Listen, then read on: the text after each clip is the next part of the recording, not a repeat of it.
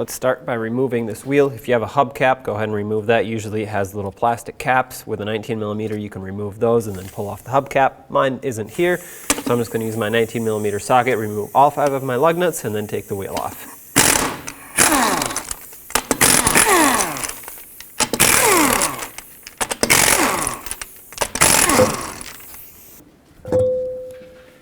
Now in here, you can see the lower part of the steering shaft, and there's going to be a bolt that we'll have to disconnect. And if you just turn the wheel to where you can reach it. So I'm going to sneak my 11mm socket in here. Now let's remove this bolt.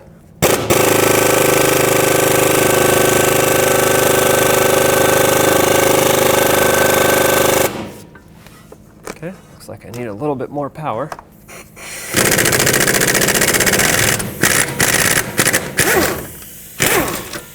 There it is. Remove it. Now you want to make sure your steering wheel is straight, which mine already is. Now I'm going to come from underneath with my pry bar and a hammer, and I'm going to try to hammer this joint upwards. That'll hopefully collapse the steering shaft and make it come off of here.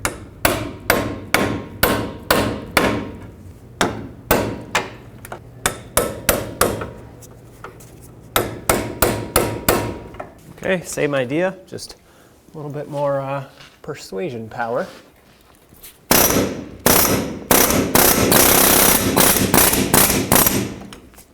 That's what I wanted.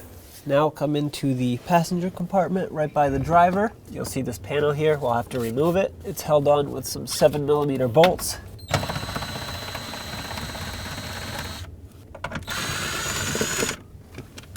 Take that out. Now take the steering wheel and turn it whichever direction you need.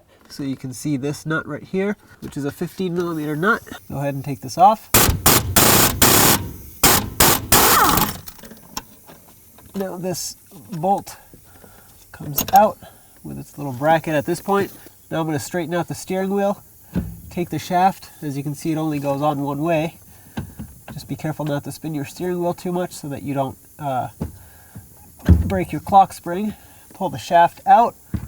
Now you can slide this up through the vehicle just like this, and here it is. Now you want to take your new steering shaft, make sure you put it in the right way. It has that white piece with the little clips that goes in through this opening. Press it down all the way to make sure that the seal clicks in and seals up just like that.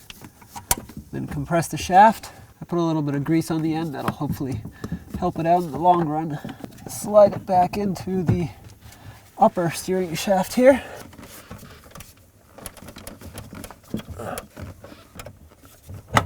There we go. Slide this bolt through, turn this around, start the nut on. Not sure how well you can tell, but I put thread locker on that stud. Let's snug this up. That's tight. Center the steering wheel again. Take this shield and reinstall it. There's a stud right there that it has to line up with, and then 2 bolt holes up here. Also got a couple push clips. Not push clips, I mean they are push clips, but they're like locking clips. I started this screw in, push that one in. Doesn't want to stay, that's fine. Started this other screw. There's 1 and 2. And if you have the nut on the back there, put that on as well. Now let's reconnect the steering shaft in the engine bay. Now take the steering shaft on the steering rack end and make sure it lines up with the steering rack, and then pull it down into position.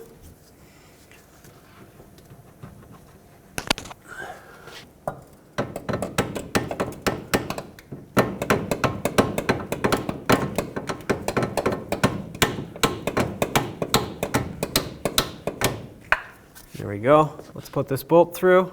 Once this is lined up, it should slide all the way. If it doesn't slide all the way, it's probably because the shaft is too high up or too far down. So just find the sweet spot there where the bolt wants to go through. I'm going to turn the steering wheel just a little bit so I can get to it from a different angle. Nice and tight. Let's get the wheel back on. Start on all 5 of your lug nuts, snug them up, and then torque them to 100 foot-pounds.